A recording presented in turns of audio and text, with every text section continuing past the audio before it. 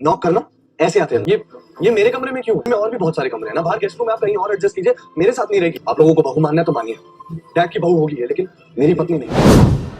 हादसा या हत्या?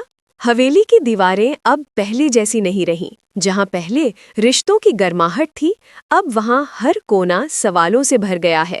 राजवीर सिंह की मौत को सालों तक हादसा माना गया था, लेकिन सरू के हाथ में आया वो खत अब इस कहानी को पलटने आया है। रात के सन्नाटे में सरू ने दादी के सामने वो खत रखा। दादी कांपते हाथों से खत पढ़ती है और उनका चेहरा एकदम पीला पड़ जाता है। ये तुम्हारे पापा की हैंडराइटिंग है और इसमें जो लिखा है वो। दादी की सांस रुकने लगती है। सरू उन्हें पानी देती है। दादी, प्लीज बताइए उस रात क्या हुआ था? क्या ये सच है कि पापा की मौत एक मर्डर थी? दादी की आंखों में आंसू आ जाते हैं। हाँ बेटा, उस रात कुछ ऐसा हुआ था जिसे मैं आज तक भुला नहीं पाई। राजवीर को किसी ने धक्का दिया था सीढ़ियों से, पर हमने उसे एक्सीडेंट कहकर छिपा लिया, क्योंकि घर की इज्जत दांव पर थी। सरू पूछती है, किसने धक्का दिया था दादी? दादी चुप। सिर्फ एक नाम उनके होठों पर आकर रुक जाता है, तारा। सरू को झटका लगता है। मम्मा की मौत का जिम्मेदार तारा? दादी रोते हुए कहती हैं, हमने कभी सोचा भी नहीं था कि बहू ऐसा करेगी, लेकिन उस रात की सीसीटीवी फुटेज हमने खुद नष्ट कर दी थी, क्योंकि तारा ने कहा था अगर राजवीर ने गौरी से शादी की है तो ये घर उसे भी छोड़ना पड़ेगा। उसी वक्त बाहर से तारा की आवाज आती है, तुम लोगों को क्या लग रहा है मैं कुछ नहीं जानती?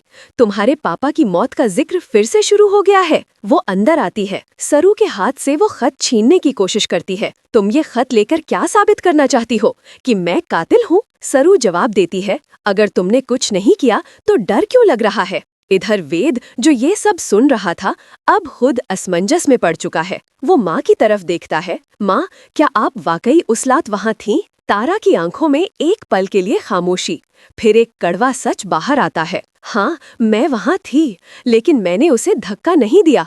मैंने उसे रोकने की कोशिश की, लेकिन वो खुद गिर गया। दादी चीख कर कहती है, झूठ, मैंने तुम्हें धक्का देते देखा था। अब पूरा परिवार दो टुकड़ों में बंट चुका है।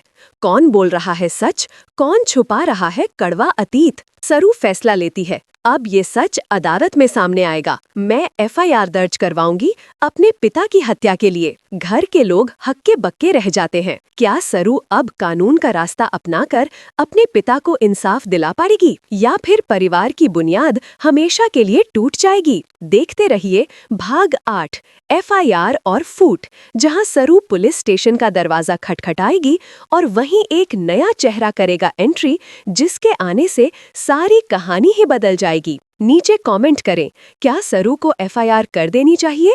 क्या आप तारा की सफाई पर भरोसा करते हैं? वीडियो को लाइक करें, शेयर करें और अगले जबरदस्त मोड़ के लिए चैनल को सब्सक्राइब जरूर करें।